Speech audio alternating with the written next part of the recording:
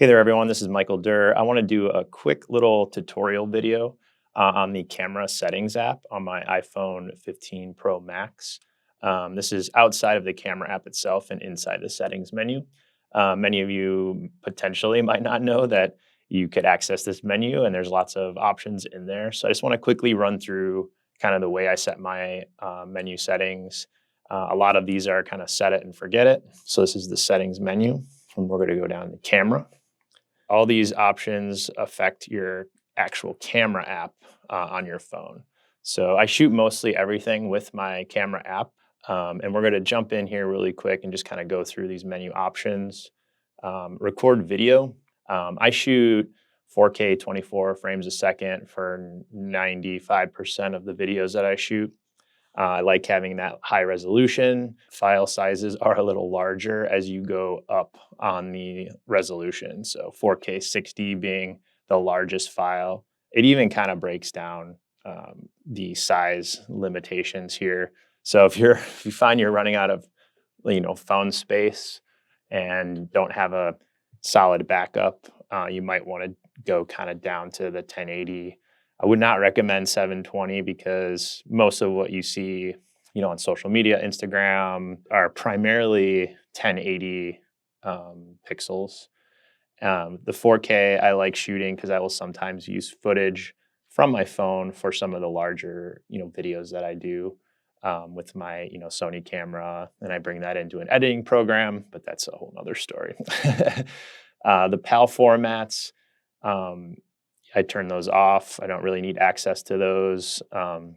Enhanced stabilization, I keep that on. Always looking for the most stable footage I can have. HDR video will give you more dynamic range, so more detail in the bright areas and more detail in the dark areas. As you see, there's little descriptions here for each one of these. So if there's something you're kind of unclear on or need more detail on, you can kind of, read these little synopsis or YouTube, something very specific. One of the main things I like to do is keep lock white balance on. Basically, if you have it on auto white balance as you're recording a video, your color can shift. It's good if you're going from one extreme to the other, but I would just recommend starting a new clip and kind of letting the camera set its new white balance and then keep that locked. That way you don't have any variation in kind of what you're doing. So I will jump up to 60 frames a second sometimes, if something's moving very quickly or I want to get a little more detail, or potentially do it, slow it down inside my actual video editing software on my computer. So jumping down to slow-mo. Usually when I shoot slow-mo, I want it to be as slow as possible. So I keep it at 240 frames a second. You could do 120. Again, it's kind of personal preference. Certainly as you go more frames per second, you have larger file sizes. I don't shoot a ton of slow-mo, and if I do, they're very short clips typically. So I keep it at 240 frames a second. Cinematic, again, pretty much the same, 4K 24 frames a second. And they call these default film style higher resolution. Don't quite understand the higher resolution for 30 frames a second. That would be more 60 frames a second, in my opinion. But 24 frames, they call it film style. That's what most, Netflix shows and movies and things are shot at 24 frames a second. So it gives you kind of that natural kind of a blurry motion as you are recording. This video is actually in 24 frames a second, and you can see there's a little like motion blur in my hand. So that's kind of what that is. Record sound, I always keep it on stereo. To me, no reason really to do mono. Just keep it on stereo and allow audio playback.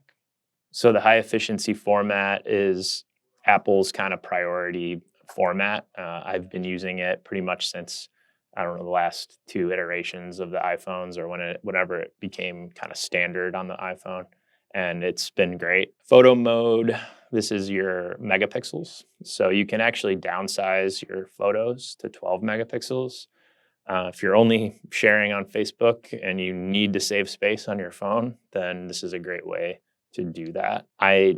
Sometimes will print photos from that I take on my phone, and I just always want the highest resolution. So 24 megapixels where I keep that. The Pro RAW resolution, this gets into a little more like pro level editing. So, if you're shooting in a raw format on your phone, then you have more kind of ability to do editing with those photos. And the pro like raw and the iPhone really does blow my mind. That you have a lot of leeway. I actually will do some editing of my iPhone photos in the Lightroom app, and it's pretty incredible how you can kind of push things in the editing way when you shoot in this Pro RAW resolution. If you're not doing any like post editing and you just want to like take the picture, post it, share it, I would turn this off. Same thing with video. There's a ProRes, Apple ProRes, much higher actually space that would require, and I rarely will shoot in that for that reason primarily, and that I don't normally need that much on the video side when I'm shooting with my phone. So preserve settings. This might might help you uh, fix something that when you open up your camera on your camera app, if you go into camera mode, it will remember what you last had open. So if you were shooting in video and you had this on preserve last mode, then it will open again in video. You can turn this off and it will always default to the photo, I believe. So like the photo option on your phone. So some people like that. If you're kind of only doing most often one thing with your phone, if you keep it, say, hey, I shoot a lot of video with my phone. You can tag this on when you open your app into video, it will preserve that video and will always open in the video format versus defaulting to the just like kind of saves you a step. Controls menu I keep off. Creative controls I'll keep on. This is like I don't use a lot of filters and stuff, so most of the stuff I'm not messing with.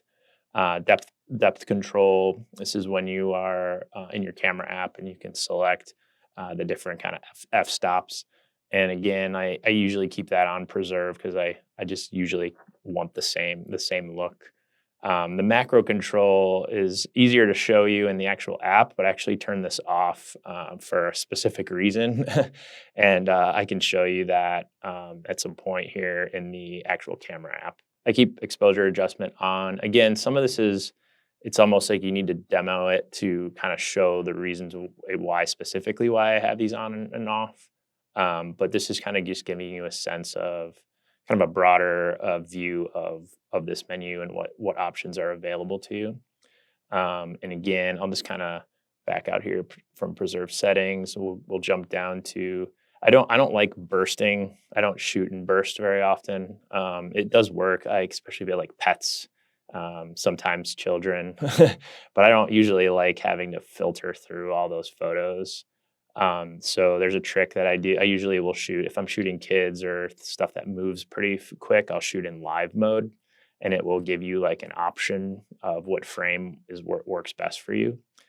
So versus recording or versus shooting in burst mode, I will shoot in live mode. Scan QR codes, obviously want that on. You want your phone app to be able to read QR codes. So if by some chance you find that your phone's not reading them, it could potentially be that this got turned off. I think it is defaulted to on, so you should be good if you're able to scan QR codes.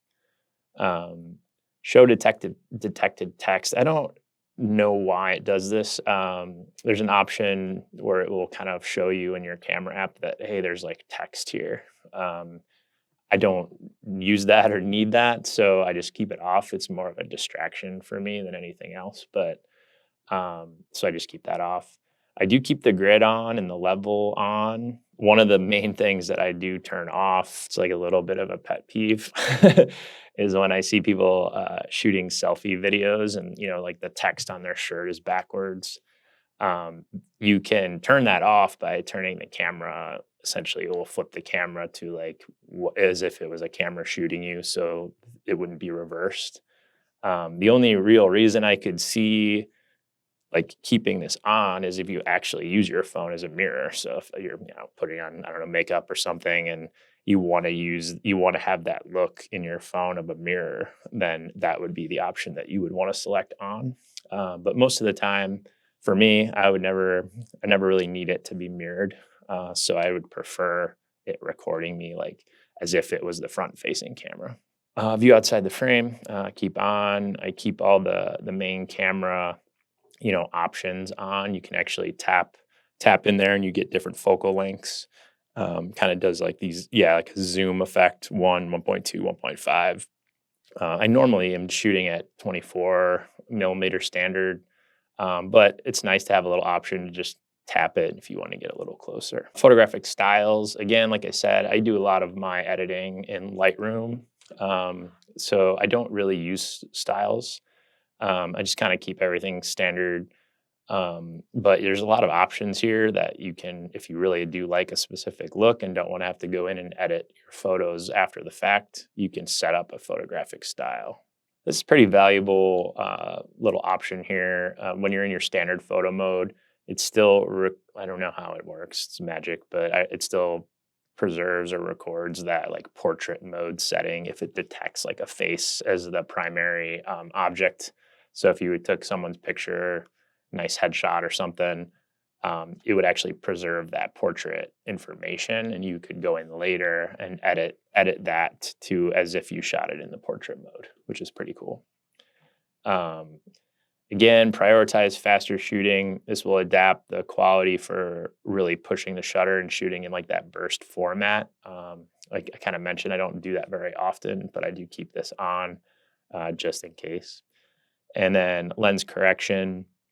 For the ultra wide, I do keep that on. It does a good job at kind of like keeping the distortion like less basically. So I don't typically like a lot of distortion anyways. So it kind of speeds that process up a little bit.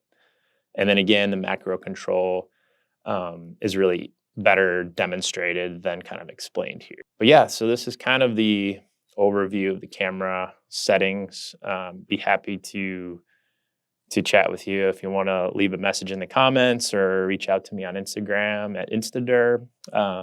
Happy to answer any questions, or if you find like, hey, what was he doing here, or why does he do that? Be happy to talk about that. So thanks for watching the video, and I'm sure we'll see you on the next one.